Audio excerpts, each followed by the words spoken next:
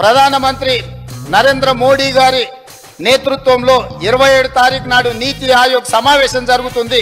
తెలంగాణ రాష్ట్ర హక్కులకు భంగం కలిగించినందుకు, తెలంగాణకు రావాల్సిన నిధులను విడుదల చేయనందుకు, తెలంగాణ రాష్ట్రానికి ఇవ్వవలసిన అనుమతులు ఇవ్వనందుకు నీతి ఆయోగ్ సమావేశాన్ని తెలంగాణ రాష్ట్ర ముఖ్యమంత్రిగా బహిష్కరిస్తున్నాము. ఈ బహిష్కరణను సభ మొత్తం ఏకగ్రీవంగా ఆమోదించాలని తమరి ద్వారా నేను విజ్ఞప్తి చేస్తున్నాను. నేషనల్ హెరాల్డ్ కేసులో సీఎం రేవంత్ రెడ్డి పేరు తెరపైకి రావడం చర్చనీయాంశంగా మారింది.